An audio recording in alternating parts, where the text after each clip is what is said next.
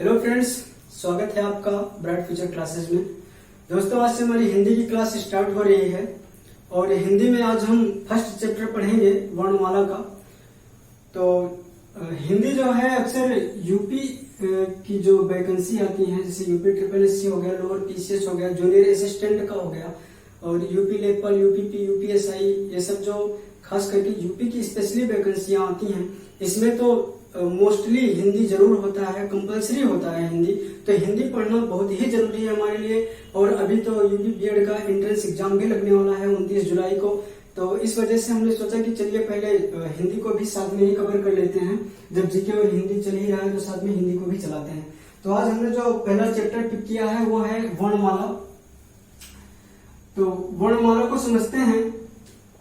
बहुत सारे लोग कहते हैं हिंदी वर्णमाला तो मुझे आता है।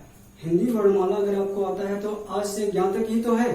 लेकिन मैं कहता हूं कि अगर आप कॉम्पिटेटिव एग्जाम में या कंपटीशन में आए हुए फ्रेशर स्टूडेंट हैं तो मैं आपको ये गारंटी देता हूं आपको वर्णमाला नहीं आता। और अगर आपको लगता है कि आता है तो देखिएगा कि मैं जो चीजें आपको सिखाऊंगा उनमें से आप कौन कौन सी चीजों को जानते हैं। तो पहले शुरू करते हैं वर्णमाला। तो समझना पड़ेगा कि हमें वर्ण क्या है। वर्ण क्या है, वर्ण किसे कहते हैं, वर्ण किसे कहते हैं। वर्ण सार्थक ध्वनि की सबसे छोटी इकाई है। सार्थक ध्वनि की सबसे छोटी इकाई है, या यूं कह सकते हैं कि वर्ण अभिव्यक्ति की सबसे छोटी इकाई है। अगर आप किसी से अपनी बात कहते हैं तो जिन शब्दों का आप प्रयोग करते हैं या जो ध्वनि आपके मुख से निकलती है, सार्थक ध्वनि जिसका कोई अर्थ हो, निरर्थक ध्वनि की बात मैं नहीं कर रहा हूं, सार्थक ध्वनि जिसका कोई अर्थ हो, तो उस ध्वनि की सबसे छोटी इकाई क्या होती है, वर्ण होती है। ठीक है, वर्ण क्या है, ध्वनि की सार्थक ध्वनि की सबसे छोटी इकाई। तो साथ में अगर पूछ ले, यहां पर आप लिख लीजिएगा कि सार्थक ध्वनि की सबसे छोटी इकाई क्या है, वर्ण है। इससे छोटी इकाई कुछ हो नहीं सकती, क्योंकि वर्ण अविभाज्य होता है। वर्ण को और ज्यादा खंडों में डिवाइड नहीं किया जा सकता। ये तो हो गया कि वर्ण सार्थक ध्वनि की सबसे छोटी इकाई है। अगर हम आपसे पूछे कि भाषा की, सार्थक भाषा की सबसे छोटी इकाई क्या है, तो आंसर आपका होना चाहिए वाक्य। सार्थक भाषा की सबसे छोटी इकाई, सबसे छोटी इकाई, सार्थक भाषा की सबसे छोटी इकाई, आंसर आपका क्या होगा, वाक्य। जरा इसके फॉर्मेशन को समझते हैं, होता क्या है। जैसे हमारे पास क्या है, वर्ण है। वर्ण, बहुत सारे वर्ण मिलकर के क्या बनाते हैं, शब्द बनाते हैं। और शब्द मिलकर के पद बनाते हैं, और पद मिलकर के क्या बनाते हैं, पदबंध बनाते हैं। ठीक है, और जब पदबंध को हम आपस में जोड़ते हैं तो यहां हमारे वाक्य का निर्माण हो जाता है, जिसे हम कह रहे हैं भाषा की सबसे छोटी इकाई। इतनी बात क्लियर है। तो वर्ण समझ में आ गया। अब हम बात करते हैं वर्णमाला क्या है। वर्णों के सुसज्जित कर्म व्यवस्था को, या हम कह लें कि वर्णों के व्यवस्थित कर्म को ही क्या कहते हैं, वर्णमाला कहते हैं। तो हिंदी की जो वर्णमाला है, इसमें टोटल वर्ण कितने हैं। अगर हम आपसे पूछें कि हिंदी की वर्णमाला में कुल कितने अक्षर हैं, तो आपका आंसर होना चाहिए 52। कुल कितने अक्षर हैं इसमें, कुल वर्ण या कह लीजिए अक्षर, ये टोटल होते हैं कितने, 52। आपको ABCD तो आती ही होगी, A से Z तक। इंग्लिश की वर्णमाला में A से Z तक 26 अक्षर होते हैं। ठीक उसी का दुगना हिंदी की वर्णमाला में कितने अक्षर होते हैं, 52 अक्षर होते हैं। और इन 52 अक्षरों का, वर्णों का प्रकार हम देखेंगे कि इनको किस तरीके से डिवाइड किया गया है। क्वेश्चन बहुत ही अच्छा बनता है यहाँ से, और कोई भी कॉम्पिटेटिव एग्जाम ऐसा नहीं है जिसमें हिंदी पूछा जा रहा हो और वर्णमाला से क्वेश्चन पिक न किया जाए। कम से कम 2 से 3 क्वेश्चन तो कंपलसरी यहाँ से पूछे जाते हैं। इस वजह से इस चैप्टर का एक एक कॉन्सेप्ट क्लियर करना बहुत ही जरूरी है। तो देखते हैं कि कैसे इसको डिवाइड किया गया है हिंदी की 52 वर्ण को।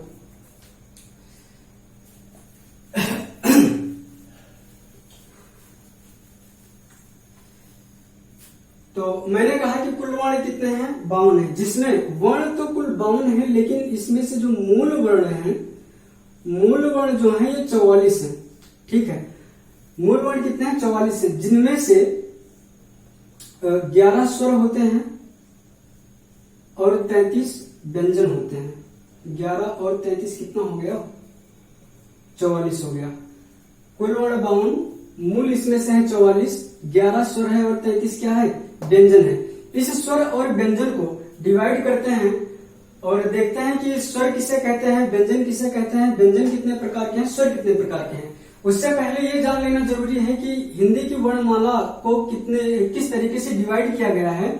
तो हिंदी की वर्णमाला को 3 बेस पे डिवाइड किया गया है। इसका जो आधार बनाया गया है वर्णमाला को डिवाइड करने का, वो 3 आधार बनाए गए हैं। पहला होता है उच्चारण के आधार पर, उच्चारण के आधार पर। दूसरा हो जाएगा वायु संवेग के आधार पर, वायु संवेग के आधार पर। और तीसरा होता है तारत्व के आधार पर, तारत्व के आधार पर। ठीक है, तो पहला हम लोग क्लियर करते हैं कि उच्चारण के आधार पर इस वर्णमाला को किस तरीके से डिवाइड किया गया है।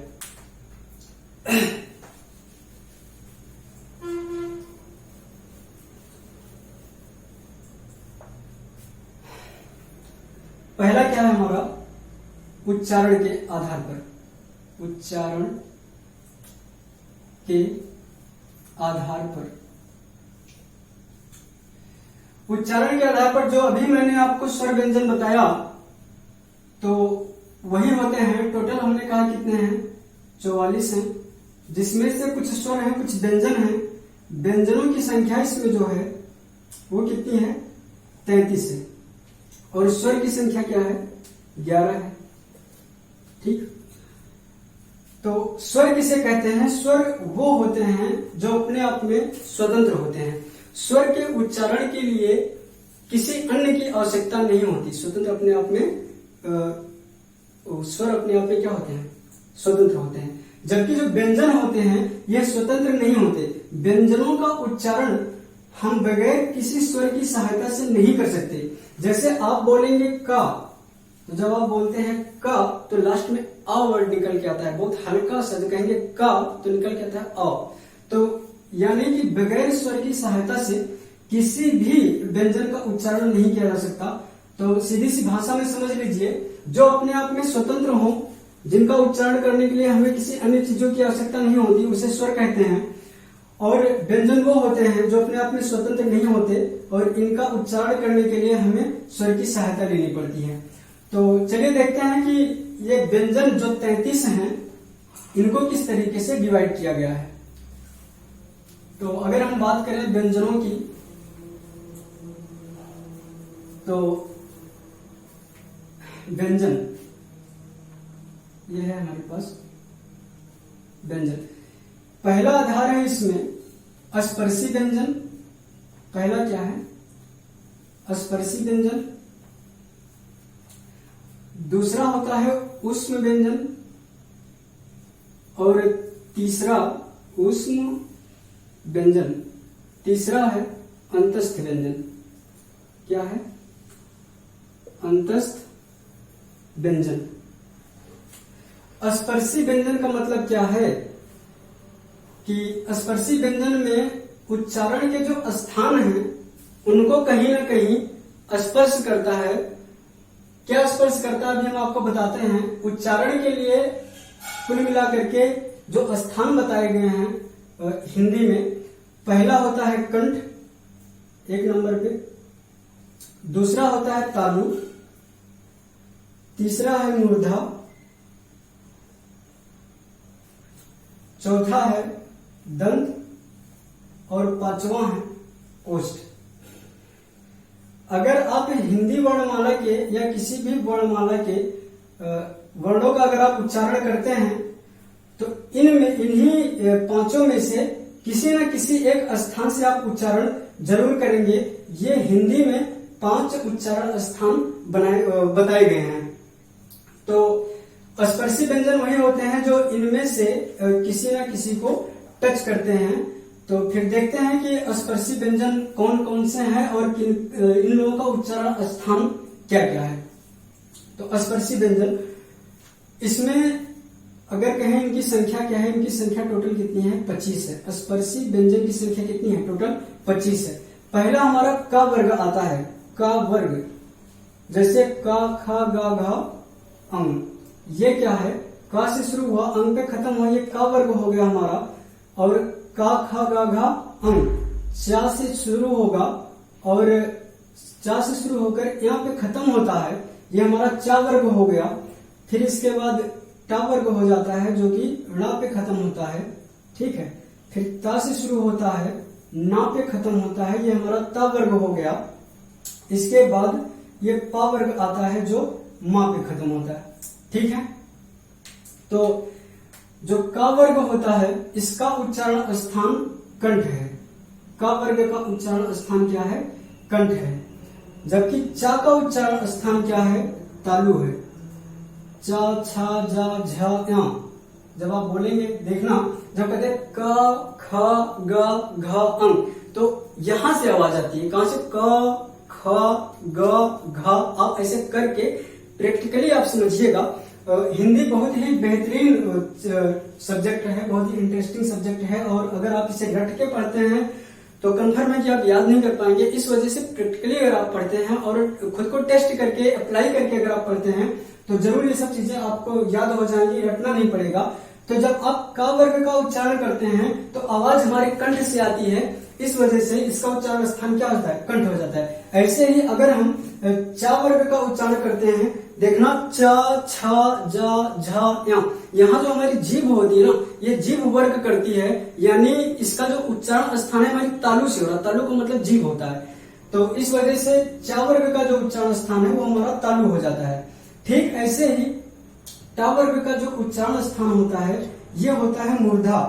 टा वर्ग का जो उच्चारण स्थान होता है ये क्या होता है, मूर्धा।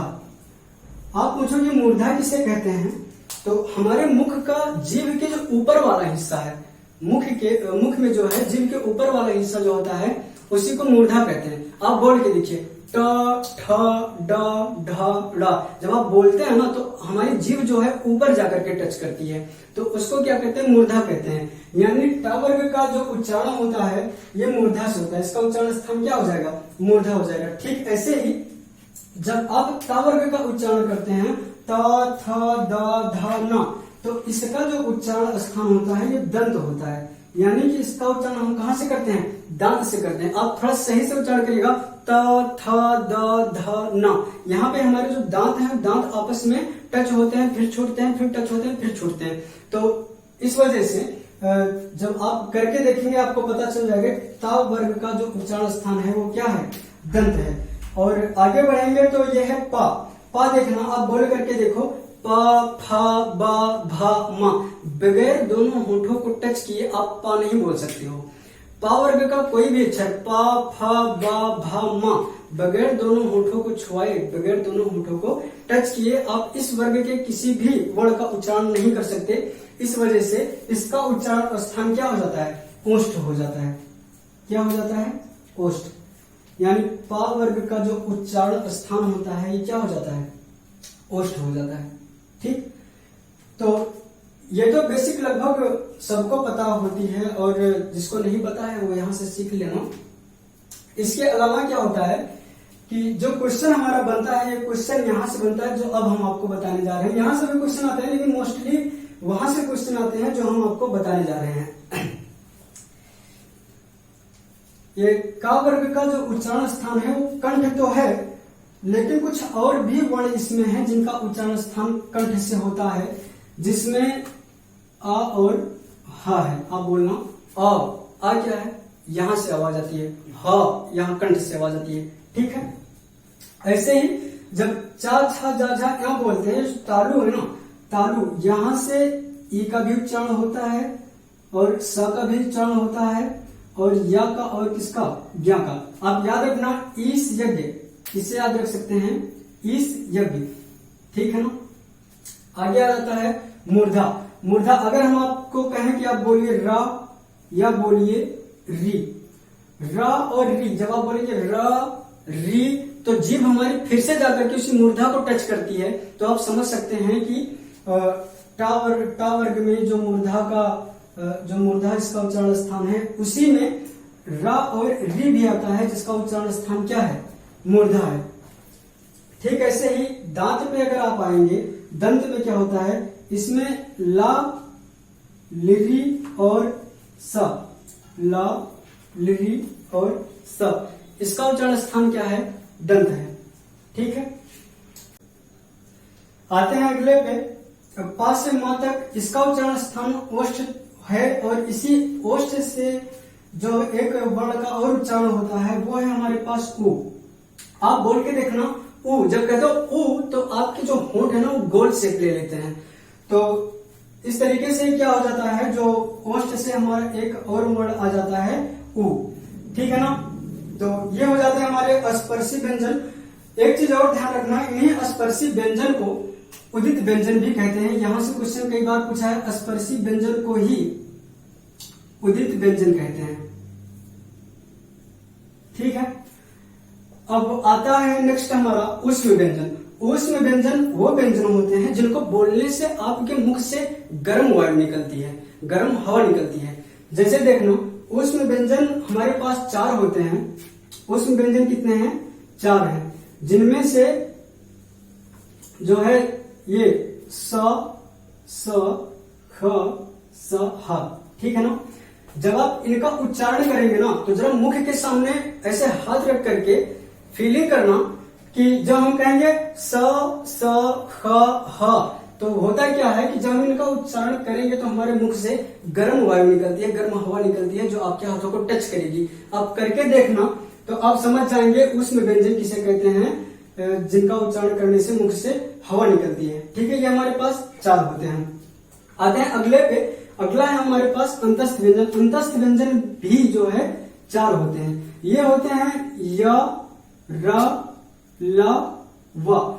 अब ध्यान देना दोनों में डिफरेंस क्या है। इनका उच्चारण करने पर मुख से हवा बाहर की तरफ निकलती है और अंतस्थ व्यंजन का जब हम उच्चारण करते हैं तो हवा अंदर की तरफ जाती है। आप मुख के सामने ऐसे हाथ रख करके बोलना य, र, ल, व। जब भी आप ऐसे हाथ रख करके उच्चारण करेंगे आप समझ जाएंगे या आपको महसूस होगा पहली बात तो कि जैसे इसको बोलने पर हवा जो है बाहर निकल रही थी, आपके हाथों में टच हो रही थी, ऐसे इसको बोलने पर हाथों में हवा टच नहीं होती है। यानी कि जब आप इनका उच्चारण करते हैं तो वायु अंदर की तरफ जाती है, ना कि बाहर की तरफ निकलती है। तो इसको क्या कहते हैं, अंतस्थ व्यंजन कहते हैं, ठीक है ना। तो एक चीज और देखना, अभी हमने आपको बताया कि स्पर्शी व्यंजन कितने हो गए, 25 हो गए। ऊष्म व्यंजन कितने हो गए, 4। और अंतस्थ व्यंजन कितने हैं, जब आप इसको जोड़ोगे तो 25 + 4 + 4 कितना हो जाएगा, 25 × 4 29 और 29 × 4 कितना, 33। हमने आपको बताया था ना कि मूल व्यंजन जो होते हैं कितने होते हैं, 33 होते हैं। एक चीज और ध्यान रखना कि ये जो का वर्ग, चा वर्ग, टा वर्ग, ता वर्ग और पा वर्ग है, इनका जो पंचम अक्षर होता है, 5वां अक्षर होता है, इनको हम अनुनासिका कहते हैं। अनुनासिका क्यों कहते हैं, ध्यान देना, क्या कहते हैं, अनुनासिका। जब आप कहोगे अं, या, ला, ना, तो आवाज जो है ना, आधी आवाज तो आपके नाक से आती है, इस वजह से हम इसको क्या कहते हैं, अनुनासिका कहते हैं। अगर आपसे पूछे कि अनुनासिका किसे कहते हैं, तो जो वर्ग होते हैं, वर्गों के अंतिम अक्षर को क्या कहते हैं, अनुनासिका कहते हैं। और ऐसे हमारे पास इन 5 वर्गों के 5 वर्ण आ जाते हैं जिनको हम क्या कहते हैं, अनुनासिका कहते हैं, ठीक है ना। तो इसमें एक चीज और आता है, जैसे कि कैलकुलेट करना थोड़ा, कि जब हमने कहा कि वर्णमाला में टोटल अक्षर कितने हैं, 52, इसमें से मूल कितने हैं, 44। तो 44 में हमने आपको बताया कि 11 तो स्वर होते हैं और उनमें से 33 क्या होता है, व्यंजन होता है। अगर आप इसको ऐड करेंगे ना, अगर आप इसको ऐड करेंगे तो कितना हो जाएगा, देखना 33, 34 और 10 कितना होता है, 44। अगर 44 हुआ तो 52 अक्षर अगर टोटल है तो 44 मूल है, तो एक्स्ट्रा कहां से आ गया, 52 में से 44 को घटा लेना, तो देखना यहाँ पे क्या हो जाएगा हमारा 8। ये 8 वर्ण एक्स्ट्रा कहां से आए हैं, तो दो तो हम आपको स्वर में बताएंगे जब हम स्वर का वर्गीकरण करेंगे, और जो 6 होते हैं ये इसी व्यंजन में आते हैं। जो 6 एक्स्ट्रा आ रहे हैं वो 6 हैं संयुक्त व्यंजन। 6 कौन है, संयुक्त व्यंजन है। और देखना इस संयुक्त व्यंजन है कौन, संयुक्त व्यंजन कितने हैं, 6 हैं। जैसे कच्छा वाला छा होता है, त्रा होता है, श्रा होता है, ज्ञा होता है, ड़ा होता है और ढ़ा होता है। कई बार एक क्वेश्चन यहां से और पूछा गया है, जो ड़ा और ढ़ा है, ड़ा और ढ़ा है, ये किस भाषा का शब्द, किस भाषा का अक्षर है जो हमारे हिंदी वर्णमाला में शामिल है। इस वजह से इसको मूल में नहीं लेते, संयुक्त में लेते हैं, ठीक है ना। तो हमने बताया कि टोटल 52 है और जो मूल है वो 44 है। तो और 44 में से भी जो है 11 स्वर हो जाते हैं, 33 व्यंजन हो जाते हैं।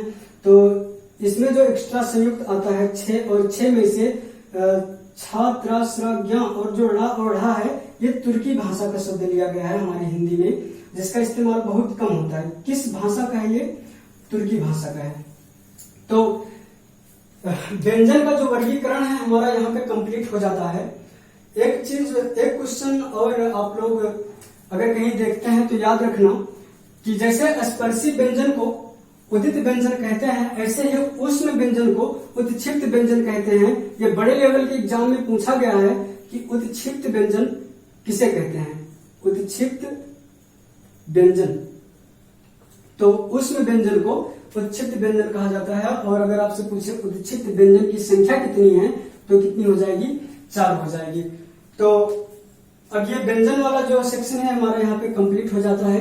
आगे हम आपको बताएंगे स्वर का वर्गीकरण कैसे करेंगे उच्चारण के आधार पर। उसके बाद आपको बताएंगे वायु संवेग के आधार पर वर्णमाला का वर्गीकरण कैसे होगा। उसके बाद आपको बताएंगे तारत्व के आधार पर वर्णमाला का वर्गीकरण कैसे होगा। तो ये सब चीजें हम करेंगे अगली क्लास में। और आप लोग देखिएगा, अगर यहाँ से कोई कंफ्यूजन होता है, कोई आपके अंदर समस्या होती है तो कमेंट जरूर करिएगा और हम आपका निदान करने की पूरी कोशिश करेंगे। तो यहाँ पे समाप्त करते हैं। नेक्स्ट वीडियो में देखेंगे हम स्वर का वर्गीकरण, उसके बाद जो बचा है वो देखेंगे। तो तब तक के लिए नमस्कार, थैंक यू।